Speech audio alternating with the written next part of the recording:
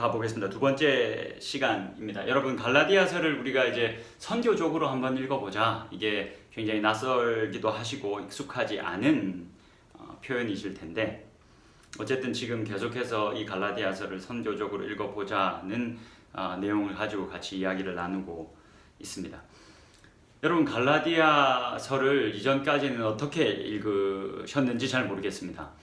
지금부터는 이제 선교적으로 좀 읽으면서 거기서 그에 따른 유익들을 좀 저희들이 누리기를 원하는데, 여러분, 제가 한 3가지 정도의 갈라디아서 내의 구절들을 읽어드리겠습니다.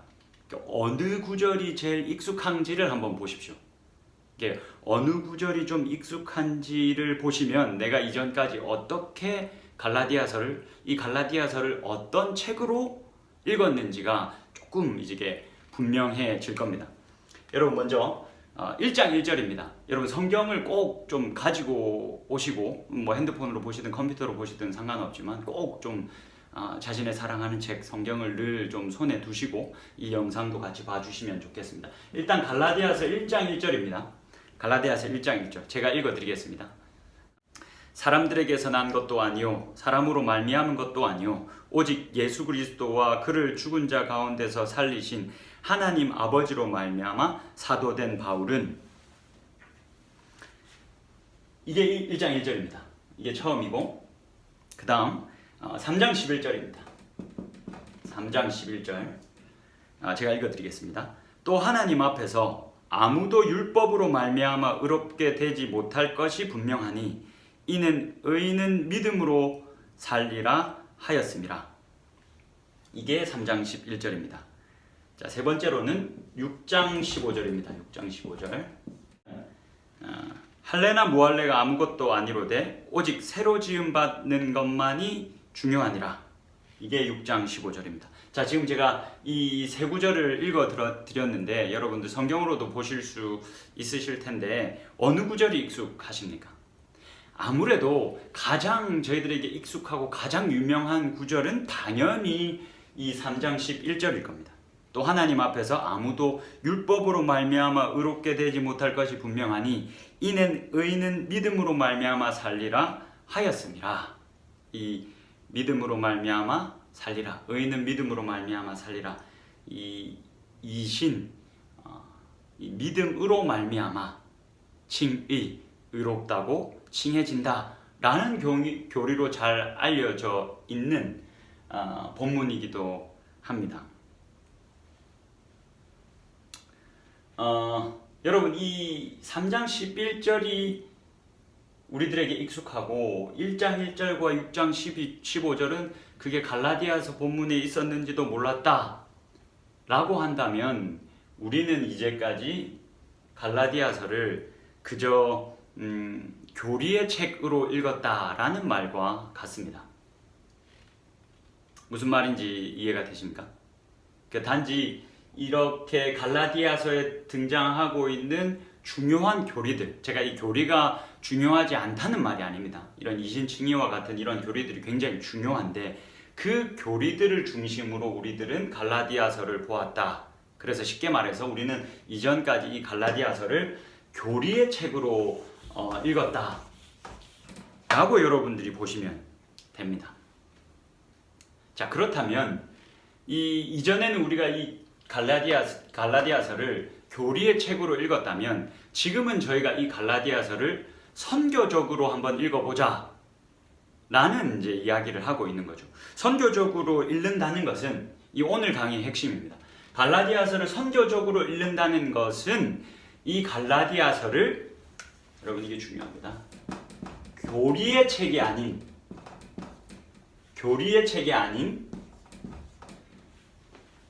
편지, 이 교리가 아니라 편지라고 여기고 읽는 겁니다. 이전까지는 우리가 갈라디아서를 교리의 책으로만 읽었다면 지금은 이 선교적으로 갈라디아서를 읽으면서 이 갈라디아서를 편지라고 생각하고 읽어보자. 그러니까 선교적으로 갈라디아서를 읽으면 이 갈라디아서가 교리의 책이 아닌 편지로 우리들에게 와 닿는다 라는 말입니다. 그러면 이렇게 갈라디아서를 편지로 읽을 때 이전에 이 교리 중심으로 읽었을 때와는 또 다른, 우리가 교리 중심으로 갈라디아서를 읽었을 때 놓쳐버렸던 여러 부분들을 편지로 읽을 때 이전에 놓쳐버렸던 부분들을 되찾을 수 있고, 그래서 더 풍성하게 갈라디아서를 읽어나갈 수 있다라는 것을 오늘 저는 이야기를 하고 싶습니다. 그러니까 교리는 잘못되고 편지로 읽어야 된다 이 말이 아니라, 이전까지 우리가 이 교리가 중요하기 때문에 교리 중심으로 갈라디아서를 읽었다면 지금은 선교적으로 갈라디아서를 보면서 이 갈라디아서를 편지라고 보고 읽고, 그렇게 편지라고 보면서 이 갈라디아서를 읽을 때 우리가 놓치고 있었던 그 본문의 풍성한 의미들이 우리들에게 주어질 수 있다는 겁니다. 이게 선교적으로 갈라디아서를 읽으면서 우리들이 얻을 수 있는 유익입니다. 저번 강의를 여러분 좀 우리 다시 한번 더 기억하면서 오늘 이 핵심으로 좀 들어가면 좋겠습니다. 자, 제가 저번 시간에 강조했던 것은 선교적으로 성경을 읽는다는 것이 무엇이냐? 성경을 여러분 보십시오. 하나님의 이렇게 쓰면 너무 길고, 그러니까 여러분 이걸 제가 하나님으로 할게요. 이거 하나님입니다. 하나님의 선교라는 큰 이야기가 진행되는 것으로 읽는 것이다. 이 66권이 여러분 이 66권이 성경의 66권이 이 큰 하나님의 선교라는 이 큰 내용 아래서 이 성경의 각 권들을 읽어야 한다. 이 하나님의 선교라는 큰 이야기, 메타내러티브 아래에서 이 성경의 각 권, 이 66권을 우리가 읽도록 해보자. 이런 식으로 읽어보자 라는 것이 선교적으로 성경을 읽는 것이다 라는 말씀을 드렸습니다. 이게 잘 보일런지 제가 잘 모르겠는데, 하여튼 여러분 제 이야기만 들으셔도 되고 이 칠판 이게 잘 보이시면 잘 보시면 좋습니다. 또 다른 그림으로, 여러분 이 그림은 제가 도표로 여러분들한테 제가 설교할 때 한 번씩, 혹은 이제 작년에 제가 선교적으로 성경 읽는 방법에 대해서 이야기를 나눌 때 자주 보여드렸던 그림이기도 합니다. 제가 그려서 한번 보여드리겠습니다. 자, 인간이 아담의 범죄로 인해서 이게 깨져 버렸습니다. 황 하고 이렇게 깨져 버렸습니다. 그리고는 하나님께서 이 깨어진 세상을 이때부터 회복해 나가기 시작합니다. 이걸 우리는 하나님의 선교라고 부르는 거죠. 그래서 하나님이 이 선교를 계속해 나가십니다. 이렇게 계속해 나가시다가 이 예수 그리스도가, 이 십자가, 여러분 이거 보이십니까? 이 십자가, 예수 그리스도의 십자가, 그리고 예수 그리스도의 그 관련한 일련의 사건들, 이 선교의 절정, 클라이막스로 예수 그리스도를 보내십니다. 그래서 또 다른 말로 하나님이 자신의 선교를 예수 그리스도로 말미암아 완결 지으셨습니다.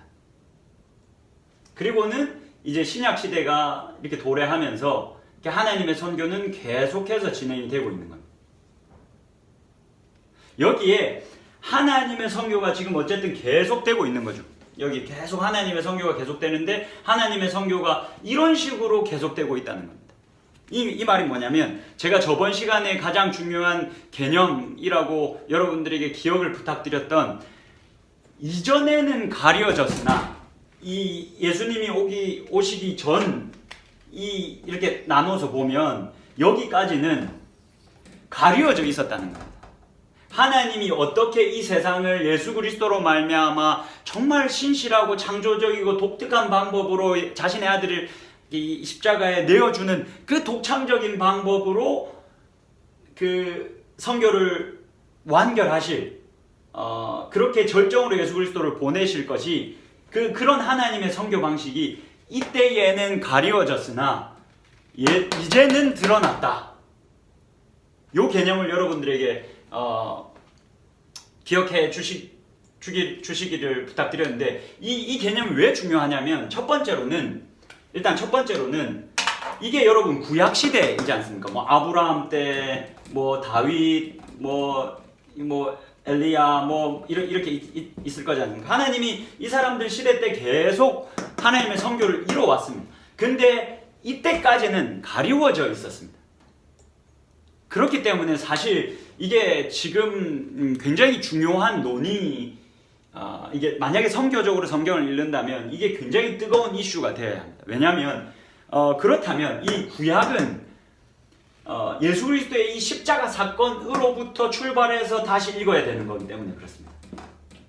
아직 완성이 아니고 하나님께서 이때는 감추어 두셨기 때문에 예수 그리스도, 쉽게 말해서 신약을 가지고 와서 구약을 다시 읽어야 된다는 말이기도 합니다. 그래서 선교적으로 성경을 읽자는, 그리고 선교적 해석학 등에 대해서 연구하시는 분들은 이 부분이 이제 첨예하게 구약학자들과 신약학자들이 이제 싸우는 부분이기도 합니다. 그런데 이 말은 여러분 구약이 부족하다는 말이 아닙니다.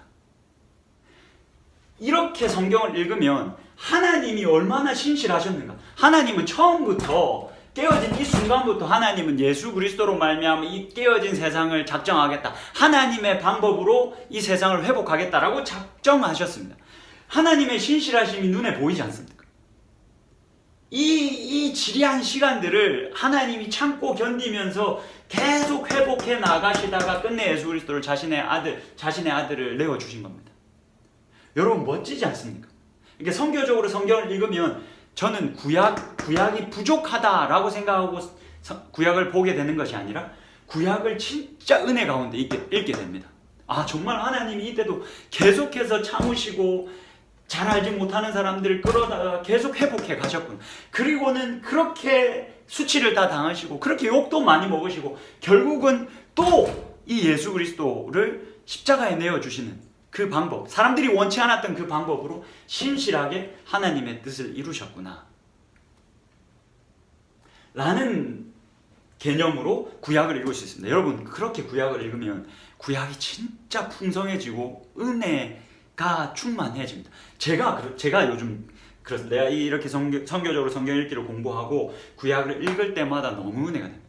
하나님이 이렇게 참으셨다고, 하나님이 이렇게 긴 이야기를 쓰셨다고, 엄청난 거죠.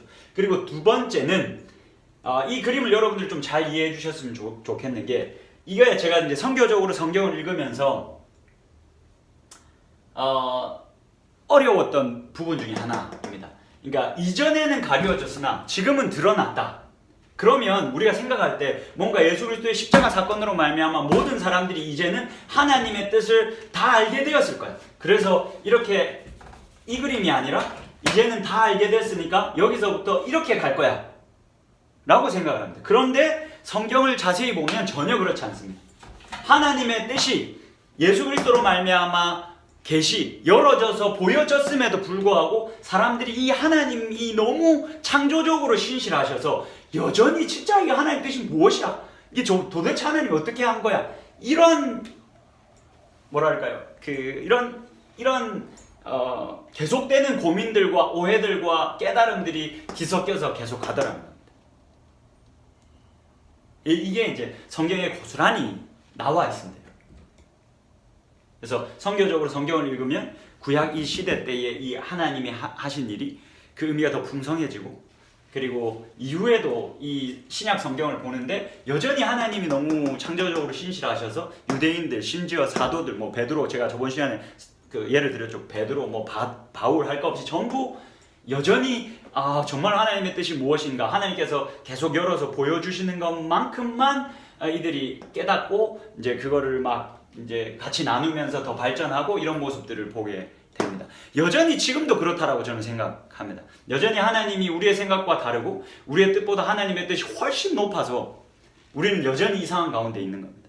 우리가 감히 뭐 하나님의 뜻을, 하나님의 말씀을 선교적으로 성경을 읽는다고 해서 뭐 다 알게 되었다, 완전히 우리는 알게 되었다, 이거는 말이 안 되는 소리죠. 불가능한 일입니다. 그러나 이런 고민들 중에 하나가 나온 것이 선교적으로 성경 읽기다. 그런데 지금 이 시대에 이렇게 선교적으로 성경을 읽어보니까 성경의 본문의 의미들이 많이 이렇게 풍성해지더라 라는 것이 선교적으로 성경을 읽을 때 오는 유익이라고 여러분들이 생각을 하시면 됩니다.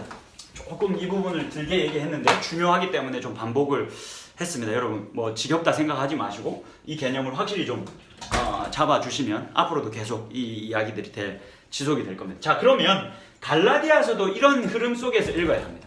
하나님께서 이 세상은 아브라함 때도 깨어져 있었고 바울 때도 깨어져 있었고 지금 이 시대에도 깨어져 있습니다. 근데 하나님은 하나님의 선교를 쉬지 않으셨습니다. 이 세상에 깨어진 때부터 예수 그리스도를 마음에 품으시고 계속해서 선교해 오셨습니다. 그러나 이 세상은 여전히 깨어져 있고 그 선교에 하나님께서 이 세상이 여전히 깨어져 있기 때문에 예수 그리스도 이후로 그리스도인 된 자들을 하나님의 선교에 동참시키셔서 참여시키셔서, 이 말이 진짜 중요합니다, 여러분. 하나님이 하나님의 선교에 우리를 참여시키셨다. 이 단어가 진짜 가슴 설레는 단어입니다.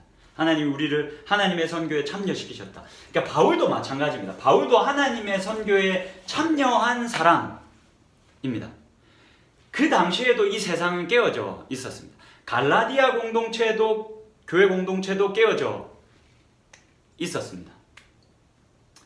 이 갈라디아 교회 내에 어떤 문제가 있었고 바울이 이 문제를 해결하기 위해서 쓴 게 갈라디아서죠. 그래서 이런 우리가 너무 교리 중심으로 갈라디아서를 보면 그 이전의 일들이 잘 드러나지 않습니다.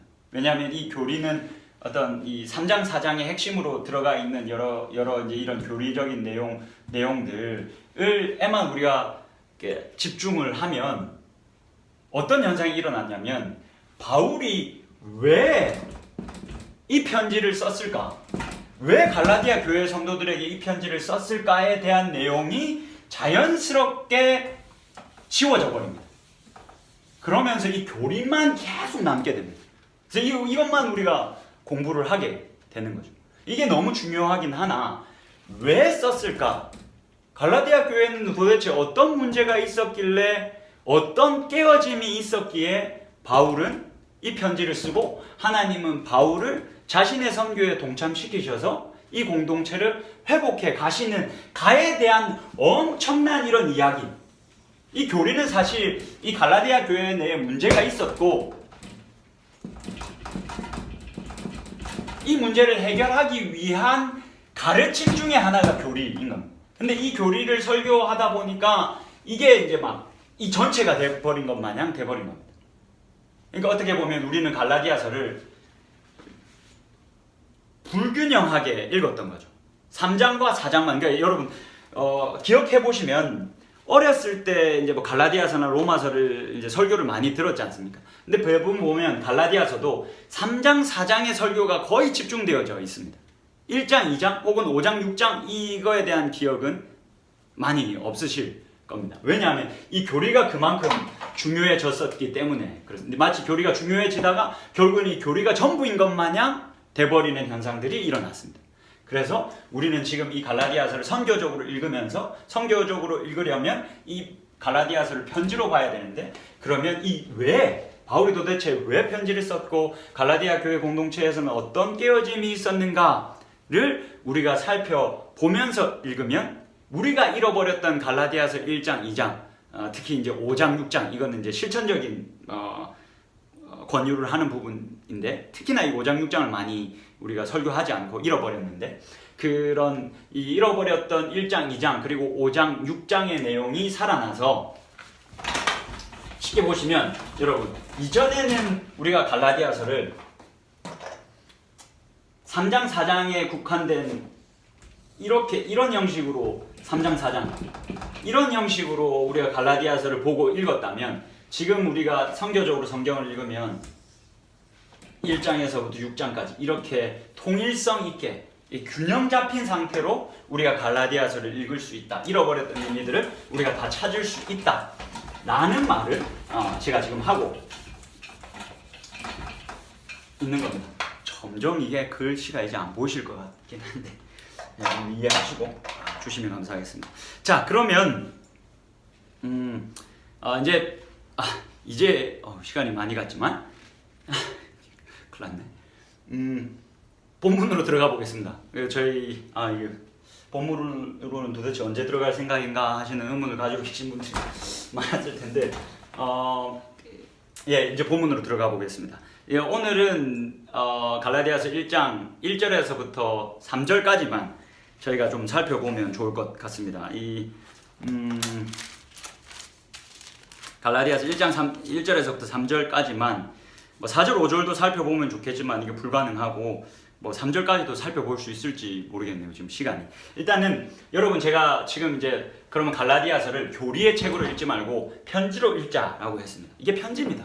바울이 쓴 편지입니다. 그러면 여러분 편지는 형식을 가지고 있지 않겠습니까? 저희도 친애하는 누구누구에게 당신이 건강하기를 원합니다. 이런 형식을 편지 형식을 가지고 요즘 이메일 쓰니까 많이 이제 없어졌지만 옛날에 저희들 그래도 편지 막 쓰고 붙이고 할 때만 해도 사랑하는 누구누구에게 친애하는 누구누구에게 존경하는 누구누구에게 나는 우윤한입니다. 당신이 건강하기를 바랍니다. 이런 형식들이 다 정해져 있었지 않습니까? 당시에도 그랬습니다.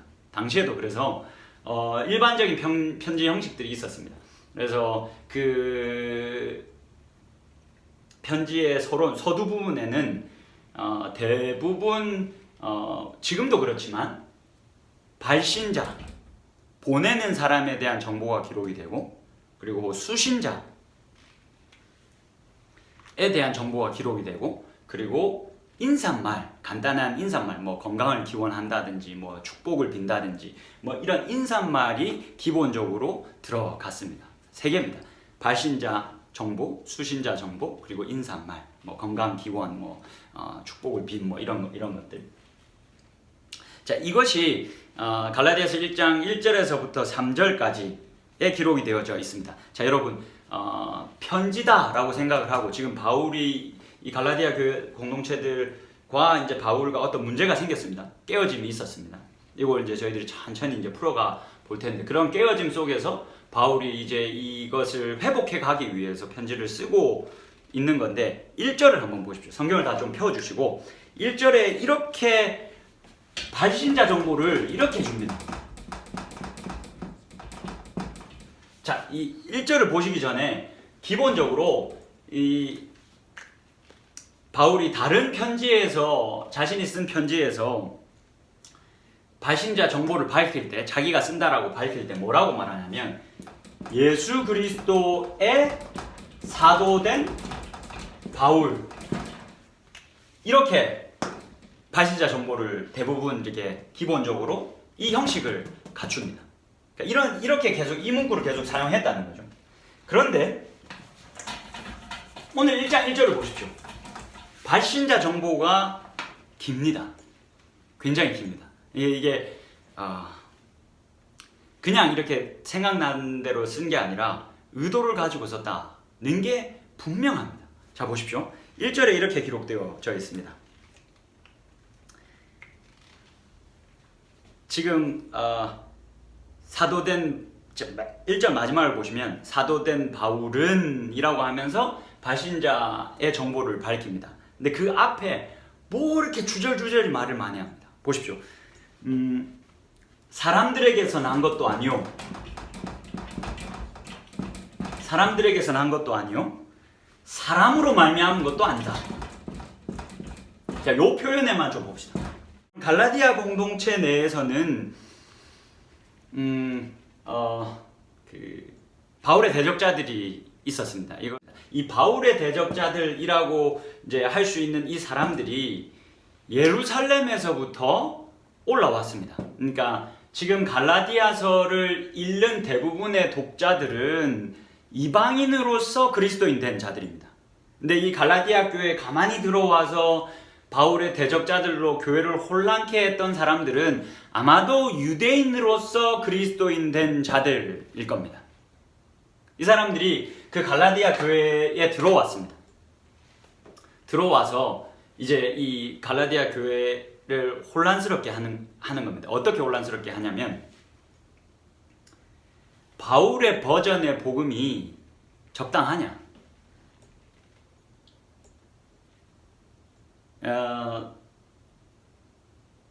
바울이 전한 복음, 바울이 전한 그 바울 버전의 복음은 적합하지 않다. 이 사람들이 예루살렘에서부터 올라왔다는 말은, 그러니까 이들이 어떤 그 당시에 예루살렘에 머물고 있던 이제 뭐 야고보나 베드로나 이런 사도들의 복음에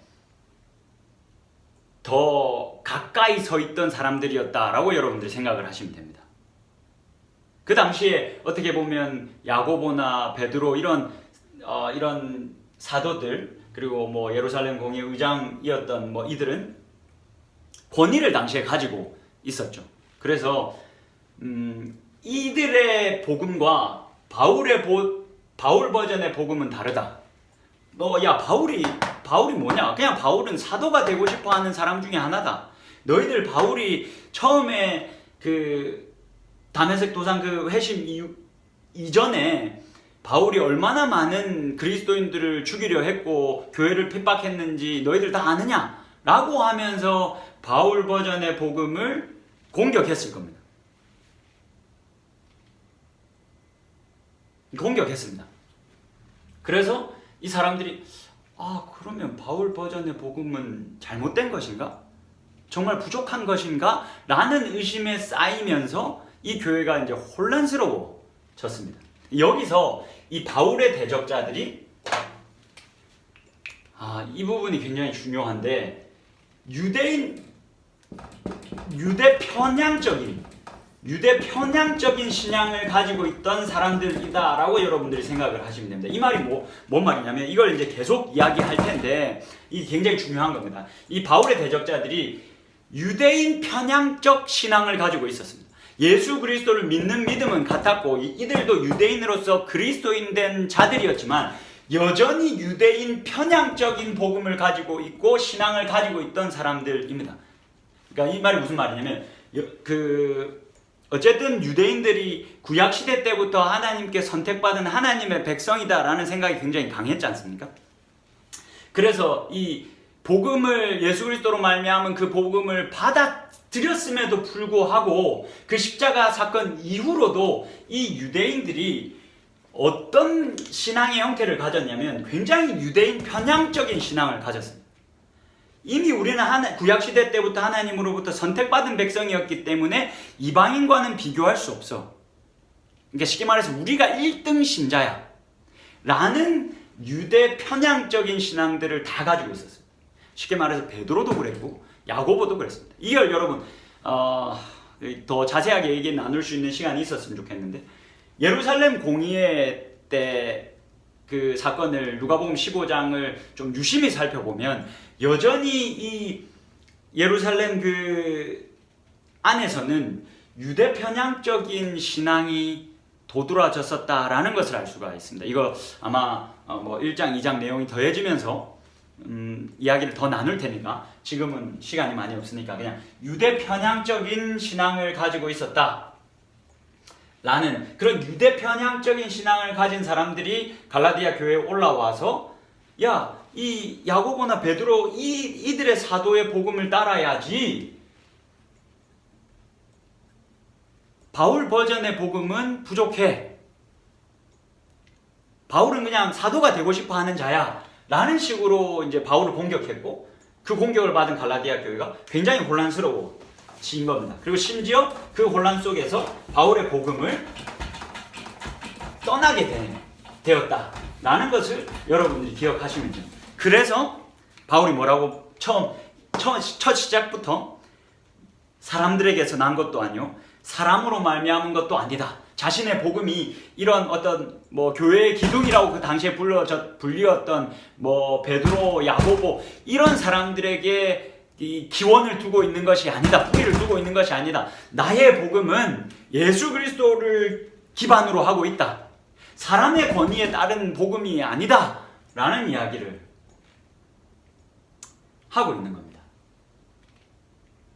그래서 이 사람들에게서 난 것도 아니고 사람으로 말미암은 것도 아니다 라고 이야기를 하는 거죠. 그러면서 이제 오직 예수 그리스도와 그를 죽은 자 가운데서 살리신 하나님 아버지로 말미암아 사도된 바울이라고 이렇게 표현합니다. 여기서 두 번째로 여러분들이 좀 주목해 보셔야 될 것이 죽은 자 가운데서 예수 그리스도를 살리신 하나님 아버지로 말미암아, 이 부분입니다.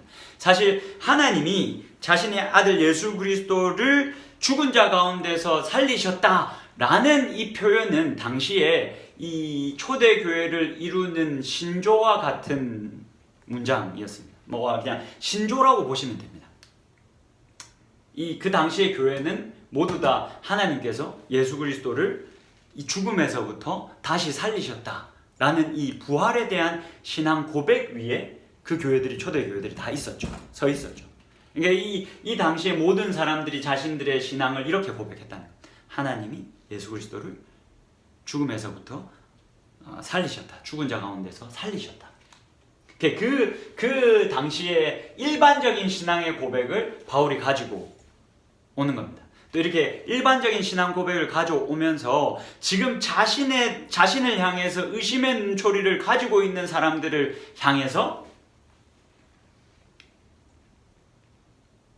나는 너희들과 다르지 않다. 나도 이 정확한 하나님이 예수 그리스도를 죽은 자 가운데서 살리셨다라는 우리들의 신앙 고백 위에 있는 사람이다. 그러니까 너희들이 나를 의심하고 뭐 그런 의심의 눈초리로 바라보면서 지금 이 교회 공동체 내에 들어온 사람들의 복음을 쫓아 따라가면 안 된다라는 말을 하고 싶었던 겁니다.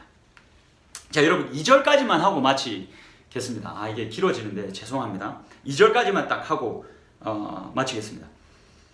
간단하게 보겠습니다. 2절 보시면 함께 있는 모든 형제와 더불어 갈라디아 여러 교회들에게, 자 이제 수신자입니다. 수신자에 대한 정보를 주는데 간단합니다. 뭐 다른 이야기가 없습니다. 다른 뭐 고린도전서 1장 2절 나중에 혹시나 여유가 되시면 한번 보십시오. 고린도전서 1장 2절에서 수신자에 대해서 설명할 그 정보를 줄 때 막 엄청나게 막 꾸며서 이야기를 합니다. 근데 여기서는 그냥 갈라디아 교회들 이렇게만 딱 하고 있습니다. 그리고는 뭐라고 말하냐면 함께 있는 모든 형제와 더불어, 여기서 여러분 모든이라는 말에 동그라미를 치셔야 됩니다. 지금 바울이 뭐 하고 있는 거냐면 갈라디아 지금 교회 성도들이 바울을 지금 의심하고 있는 상황이지 않습니까? 근데 지금 나를 지원하는 사람들이 이렇게 많다. 내가 지금 이 편지를 쓰는데 모든 형제들이, 나와 함께 있는 모든 형제들이 나를 지지한다. 그런데 너희는 왜 나를 의심하느냐? 왜 내가 전한 그 복음을 의심하느냐? 라고 이야기를 하고 있는 거예요. 수많은 이들이 내 복음을 지지하고 함께 하고 있고, 이 갈라디아 교회는 그 어떤 수식 어구도 없이 그런 그냥 갈라디아 너희 교회 성도들에게 내가 편지를 쓴다 라고 이야기를 합니다. 그 말은 너희들도 다시 나의 버전의 그 복음을 따르면서 진실된 복음을 붙들고 살아야 한다. 예수 그리스도로부터 기인한 그 복음을 붙들고 너희들이 살아야 한다. 모든 형제들이 나를 지지하듯이 너희도 다시 나를 의심하지 말고 지지하면서 이 참된 복음을 따르자라고 이야기하는 겁니다. 그리고는 이 짧은 갈라디아라는 이 수신자 정보를 통해서 지금 바울이 얼마나 이 갈라디아 교회 성도들을 향해서 화가 나 있는지를 잘 보여줍니다. 여러분 오늘 여기까지만 하겠습니다. 조금 너무 길어진 것 같아서 여기까지만 하고 다음 주에는 좀 더 본문을 더 많이 다루겠습니다. 지금 오늘까지는 조금 더 이런 선교적으로 성경을 읽는다는 것에 대한 개념을 좀 차근차근히 좀 더 설명을 해드리고 싶어서 더 이야기를 했고, 본문을 다음 주는 더 다뤄보도록 하겠습니다. 다음 주는 뭐 한 그 마지막 갈라디아서 6장 11절에서부터 18절 이 편지의 끝맺음을 한번 읽어보고 오셔도 좋을 것 같습니다. 여러분 지금 우리가 1절과 2절만 살펴봤는데 성교적으로 성경을 우리가 읽을 수 있다면 이렇게 그냥 그전에는 아무 의미 없이 읽혀지고 빨리 3장 4장 가서 교리에 대한 그 중요한 이야기를 하기 위해서 이런 이야기들을 막 스킵하면서 우리가 빨리 지나갔는데, 이런 인사말은 절대 뭐 에피타이저나 뭐 이런 것들이 될 수 없고, 바울이 이 처음부터 자신이 하고자 하는 말들을 정말 의도적으로 정말 멋지게 1절부터 인사말부터 꾹꾹 담아서 넣었다라는 것을 우리가 볼 수 있게 되었다라는 것을 살폈습니다. 앞으로도 이렇게 선교적으로 성경을 보면서 그 배경을 더 잘 이해하고, 또 그래서 그 본문들의 의미들이 더 풍성해지는 그런 은혜가 우리들 가운데 있었으면 좋겠습니다. 자, 기도.